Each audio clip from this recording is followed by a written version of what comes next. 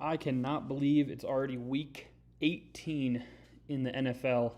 I'm going to have a bunch of player props that I'm going to run through for Saturday and Sunday, and then also talk a little bit just about the games, specifically the ones that are actually important or mean something. Both Saturday games are going to be pretty exciting, I think. Both have a lot on the line. Division winner, and then potentially the number one pick, or the number one seed, in the NFC. So I'm going to jump right in to the player props for this weekend. It was really, really tough, honestly, for a lot of these games, just because some teams are sitting starters, some teams are playing all their starters. So let's dive in.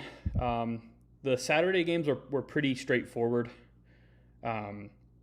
I have, for the Panthers-Bucks game, I have Bucky Irving over 59.5 rushing yards. Last week he really struggled to run the ball, but 2 weeks ago he ran for 71 yards against the Panthers. It is a must win, obviously, for them. I'm going to go over here just to underdog, just to show kind of his last few games and where he sits. But yeah, last game was a little bit of a struggle. He couldn't really get the ball going against Miami. But then 2 weeks ago against Carolina, he ran for 70 yards. And then it's consistently in the 60, 50, high 50 range. So I'm expecting a decent workload from him. And also something's just not right about Baker. I don't know what's going on with him, but recently he's just not been throwing the ball well. Hasn't really looked well throwing the ball. So I'm gonna go with Bucky, just rushing for the first game tomorrow. I also will have a parlay for both games tomorrow, the Panthers-Bucks game, and then also the Seahawks-49ers game as well.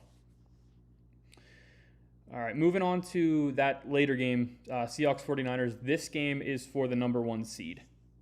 And that's the number one seed in the NFC. So the play I'm going to go with is JSN over 6.5 receptions. I think they should be throwing the ball a ton. The ground game has been good for them, Kenneth Walker and Zach Charbonnet.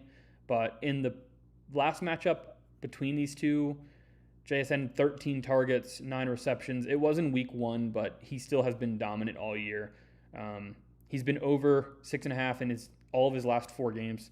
So I don't think his usage will change. He's the number one guy in Seattle, and I expect that to continue. So that'll also be in the parlay for tomorrow night's game. So I'll have 2 same game parlays for tomorrow's games. All right, and then moving on to the trickier games here. So Giants-Cowboys, this is starting Sunday. I believe these are all in the early window. I have 2 games that I don't have props for right now. I'll probably put them out later. It's just that there literally is no props available to bet currently for those games. I believe it's the Packers. Let's go over here. The Packers and... yeah, it's Packers, Vikings, and then Bills, Jets.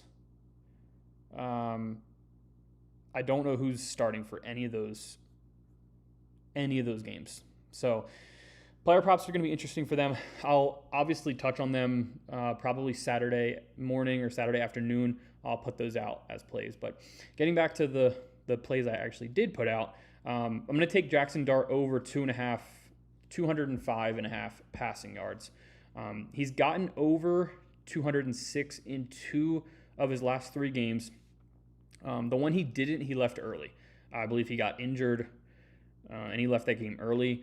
The only reason I'm taking this is because they shouldn't sit him because they won last week. So there's really no point of sitting him. I still think Dallas will win the game. They've said that they're starting Dak Prescott. I'm not sure how long he's going to play, but I expect it to be competitive. Also, Dallas's secondary is terrible. They've been all season. They rank last in passing yards allowed. So I think this is a good opportunity for Dart to go over his passing total. All right, Saints Falcons. I'm going to go with Bijan to score a touchdown, receiving or rushing. He's been crazy the past couple games. He's got a touchdown in 4 of his last 5 games. The Falcons said they're not going to sit starters. I believe a couple players are going to be out with like injury-related things, but Robinson's in. If that changes, obviously it can change the play, but I think Bijan definitely gets in the end zone if he plays. Even if he plays only the first half, I think he still has a really good shot at scoring a touchdown. All right, moving on, Browns-Bengals. This one is, I would watch Chase Brown's status. He was sick apparently this week, but he says he's good to go. I'm going to take Chase Brown to score in this one. Both these teams really don't have much to play for, but Chase Brown's been incredible the past couple games. He's got 7 touchdowns in his past 4 games. So 7 total in his past 4 games. He's been pretty dominant down the stretch and only need 1 score. It's obviously a good Browns defense, but they have been scored on via the rush. So the passing game's a little different. It should be interesting because they have a great pass defense, and they're facing a great passing offense, barring that Jamar Chase and T. Higgins play and Burrow. I'm assuming Burrow's playing, so should be interesting. But I think Chase Brown will score if he plays the majority of the game. I actually think that over-under in that one is really low. Actually, 44.5 is not that low. There's a couple other games this weekend that are really low, in the 30s, I believe. Yeah, Packers-Vikings in the 30s. Chargers-Broncos in the 30s. I'll come back to this when I talk about the individual games, but that's actually higher than I thought. So that makes me feel a little more confident, actually, in Chase Brown scoring a touchdown there. All right, Colts-Texans. So the Texans have every reason to play their starters in this game. Colts are obviously out of it, so I'm not sure what they're going to do, but I imagine they play their starters as well. I know Riley Leonard's going to start for the Colts, but I'm going to go with C.J. Stroud over 223.5 passing yards in this one. They still have a chance at the division title. I know they need a couple things to happen and a couple things to go in their favor, but they can lock up the division with a win and a couple other things going on. But I like this play because the Colts are really bad against the pass. They're allowing 250 yards on average via the pass. So I think it's a good matchup for Stroud, and they're going to want to win this game. So I like over 223.5 passing yards. Another game where the Jaguars need to win. If they win, they win they lock up the. Do they lock up the 1 seed? They lock up something. They need to play their starters. I know that. They're favored by 14.5 against the Titans. Also, Lawrence, besides last week, had 5 straight games of 2 or more passing touchdowns. So I actually really like this play of over 1.5 passing touchdowns, considering the Jaguars are favored by so much and they need to win the game. I think it could be a blowout for sure. I just hope Lawrence scores early. If they get up really big early, they might run a lot. So hopefully they don't. Hopefully the Titans can keep it semi-close for a little bit, just so Lawrence is passing the majority of the game. All right, Bears-Lions. Bears have everything to play for. They need to win to lock up the 2 seed in the NFC. I'm going to go with Swift over 52.5 rushing yards. Now, he hasn't been outstanding the past couple weeks, but he did have 63 rushing yards in the first matchup against the Lions. That was in week 2. but he has gotten over 52.5 in all of his past 5 matchups. He hasn't like crushed it, but he's been over. I believe, let's go over here just to look. He had a couple spike weeks early in the year and like middle of the year, and he kind of, against Philly he went crazy, and Cleveland, but other 3 games against Green Bay, San Francisco, and Green Bay again, he was kind of middle of the pack in rushing yards. He's right around like 55 to 65. But I do like the play considering they need to win the game to lock up the 2 seed in the NFC. All right, moving on. Chargers, Broncos. Broncos are playing their starters. Chargers are sitting, I believe, most of their starters. So game script is going to favor the Broncos. Cortland Sutton has been pretty good down the stretch.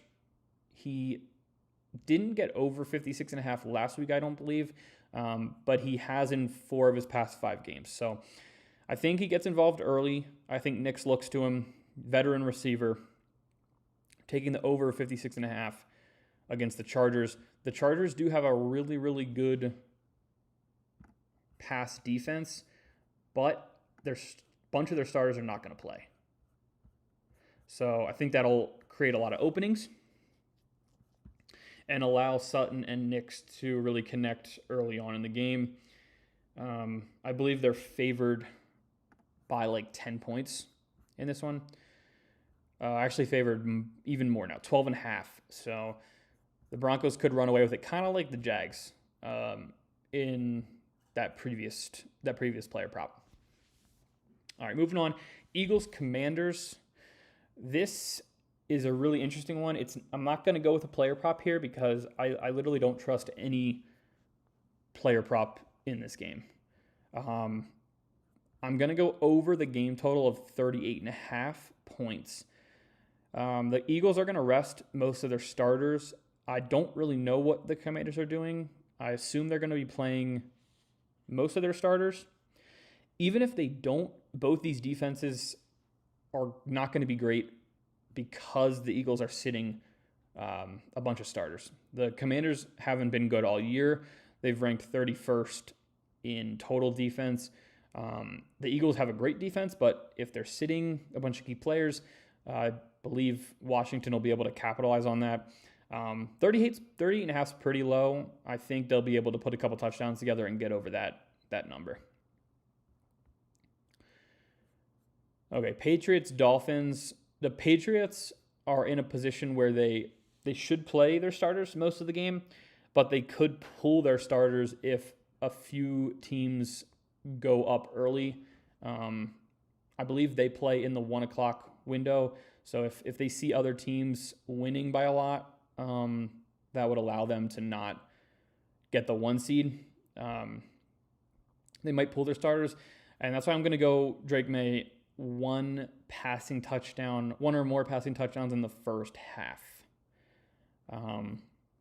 This might be trying to get a little too cute, but he's had 7 passing touchdowns in his last 2 games combined.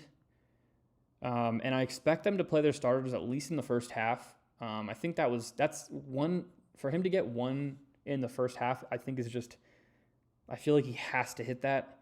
So I'm going to take Drake May 1 or more passing touchdowns in the first half of the Patriots-Dolphins game.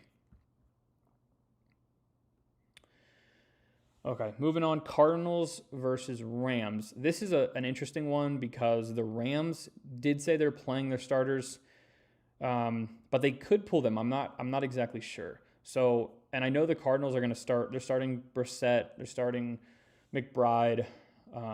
So their offense should be good, or they should throw a lot. Marvin Harrison is not going to be playing, and when he doesn't play, Michael Wilson pretty much is wide receiver 1 in that offense, and has dominated. So last game, Marvin Harrison Jr. was out against the Rams. Michael Wilson went for 142 receiving yards. I don't know if I expect that, but I definitely expect him to go over 65.5 receiving yards, and kind of jump right back into that wide receiver 1 role. So that'll be the play for Cardinals, Rams, Michael Wilson over 65.5 receiving yards. Chiefs, Raiders, another game where I don't even really know what player prop I would take. I definitely don't trust any of them. So I'm going to take the Chiefs minus 3.5 as the play for this one. The Raiders, there's no way the upper management for the Raiders are going to let them win this game and potentially lose the number one pick. So I don't think they're going to really be trying that hard. I wouldn't be shocked if Ashton Genty isn't playing that much. Brock Bowers is already not playing. And the Chiefs don't really have a reason to not try. They can't really improve their draft position that much. And I feel like it would honestly be better to go out on a high note than lose to, a terrible Raiders team in this one. So Chiefs minus 3.5 could come back to bite me. Maybe that half point could hurt me, but I feel pretty confident about the Chiefs winning tomorrow or Sunday, depending on when you're watching this. And then already to the late game, this game's going to be awesome. Ravens, Steelers, winner wins the division, and the loser is out of the playoffs. So for the AFC North title, I'm going to go Derrick Henry anytime touchdown, and I wouldn't even mind taking him for 2 touchdowns in this game. He has 4 straight games of 90-plus yards, also 6 touchdowns in his last 2 games. He's been running wild. I'd honestly give him the ball on like every other play on offense. There's no reason not to give him the ball. He's been dominant, and he's proven that he can take over the game. So I like anytime touchdown. You could sprinkle a little bit on 2 touchdowns. It's probably not even that great of odds, the 2 touchdowns, but you can put the anytime touchdown in a parlay. Probably what I'll do for that game, and then put that out on Sunday afternoon for that late game. But both these teams are going to be obviously playing to win. It's winning, you're in, losing, you're out. So I expect there to be a lot of scoring. I'm not exactly sure what the over-under is for that game, but it should be 43.5. So actually not that high. The Ravens are favored by 3.5 in this game, though, so I expect the Ravens to be scoring. I like that play a lot. And then there is 2 games missing from this list. It is the Vikings-Packers. So this is on ESPN. Currently, the Vikings are favored by 8.5 points. Packers definitely are not playing anybody then. I know they're sitting Jordan Love and Malik Willis, I think. I think they're sitting both their number 1 and 2 quarterbacks. And then Josh Jacobs probably won't play. So, and I think the Vikings are playing everyone. J.J. McCarthy is going to start. That was announced. Justin Jefferson, I believe, is going to play. Aaron Jones is going to play. If anything, I'd probably take like Justin Jefferson over his yards, or maybe something with J.J. McCarthy. I think he could have a pretty good game to end the season against the Packers, basically second team.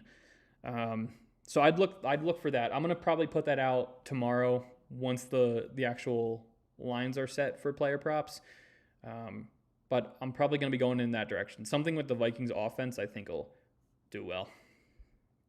And then what was the other game? Oh, yeah, Jets-Bills. Jets-Bills is tough because it hasn't been announced who's going to play, who's not going to play, really. I think they're like on the fence about James Cook. Breece Hall is like questionable in this game. The Bills are still favored by 7.5, but I don't know. I don't really expect to see many starters for the Bills.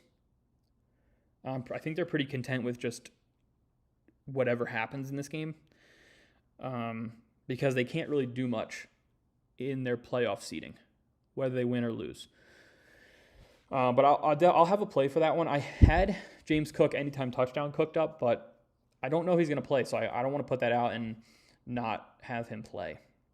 But But just touching on the games that really matter. So Saturday, both these games are huge. I was early leaning Bucks. I'm really unsure of who's going to win this game. I think the Bucks still have the edge, but that's only because I don't really trust Bryce Young in this offense. I don't trust him moving the ball. I don't really trust their running backs, even though Rico Dowdle's playing and probably will play well. I still think I'd lean Bucks to win the game straight up. But the Panthers could +3. The Panthers aren't a bad bet, I don't think. Should be low scoring. Only a 43.5 over under in that one. Now Seattle and then San Francisco, I think there's going to be a lot more point scoring. If anything, I'd go over 47.5. The 49ers put up like 42 points or something like that last week alone. I know the Seahawks have a good defense, but the 49ers are going to have everyone back. Kittle said he was playing. Obviously, Christian McCaffrey's playing. Purdy's starting. And then Seahawks, I think JSN played really, really well last time they played. What did he have? He had 9 catches on 13 targets. And I believe he had a touchdown, too, in that game. So I think that would – I don't know. I'd lean over in that game. I'd also probably lean San Francisco. You could take them +1 if you want. But I think over 47.5 is a good bet in that game. I think this is a really interesting game, Cleveland and Cincinnati. I don't know if the Bengals are going to play their starters the full game. If they do, I would take the Bengals -7. If you get -7, I'd definitely take them -7. Cleveland's just not good, and I think the Bengals offense will do well, even against a really good Browns defense. I think Myles Garrett will probably play until he gets 1 or 2 sacks, whatever he needs for the record, and then he'll probably sit the rest of the game. And really, if I'm Cleveland, like I want to lose this game. I don't want to win this game at all. I want the best pick I can possibly get next year. Saints, Falcons. I think the Falcons are going to play their starters. They're favored. The Saints also don't have Chris Olave in this game, so I would definitely lean Falcons. And I know if the Falcons win this game, the Panthers are already in. Well, even if the Panthers lose on Saturday, if the Falcons win, the Panthers are in the playoffs. So I think the Panthers are going to make the playoffs just because the Falcons are going to beat the Saints. This could be like a crazy Bijan game, possibly. And I think the Saints might struggle to move the ball on offense. No Chris Olave. Juwan Johnson could be a good bet in this game. I think he'll probably get targeted a lot, so I'd look for Johnson. Probably catches. But I don't know his over/under for catches or receptions. Let's look and see if he's even listed. So much is not listed. I'm not sure about other sites. I can only get underdog here. But, okay, so he is listed. 5.5 is his number. I'd go over 5.5. Or maybe over 62.5 receiving yards. The best bet probably would be over 62.5 receiving yards because he might not get 6 receptions. He's only got that once in his past 5 games. But his past 2 games against the Jets and the Titans, he's went for almost 100 in both of them. So I'd look for that over that 62.5 Juwan Johnson. That's a pretty good bet, actually. I might have that in a parlay. Let's see here. I already said the Raiders. Okay, so I got the Chiefs at -3.5. Now it's at -5.5 for the Chiefs. There's no way the Raiders can win this game. They can't win this game. They need the number 1 pick. They stink, and they need a quarterback. Probably going to draft Mendoza from Indiana, I would assume. So I'm all over the Chiefs in that one. Broncos are going to win big. Patriots probably will win big unless they pull some of their starters. And then the only other huge game is Baltimore-Pittsburgh. And I don't really have a side. If the Ravens give the ball to Derrick Henry a ton, I like the Ravens in a low scoring game. Like, I'd honestly maybe even go under 41.5. But if not, I believe the Steelers could keep it close. So I like Ravens to win. Maybe Steelers plus 3.5 though. I know TJ Watt's trending to play, and I think Lamar Jackson also is trending to play. So everyone should be back. The Steelers don't have DK Metcalf. That is one play that I don't have that I would actually give out is Kenneth Gainwell over 4.5 receptions. Just in his last 4 games, he's gone over that in 3 of them. And last time he played Baltimore, he had 6 catches. I believe Baltimore's pretty bad against the pass to running backs. So Kenneth Walker over 4.5 receptions. That's a play to put in a parlay for sure. But that pretty much wraps up Week 18 as far as the games and then player props. I will have parlays put out for Saturday and Sunday, so make sure to look out for those. Just No Inclined Bets on Twitter. And then obviously all my picks on YouTube as well here.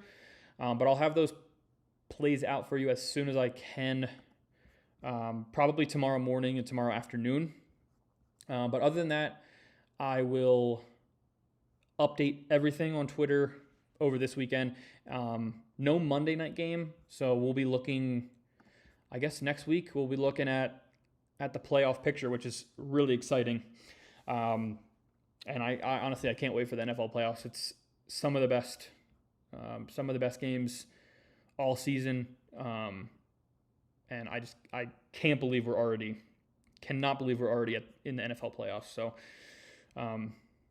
hopefully all these bets hit. It literally sucks when I put out some of these bets and like none hit.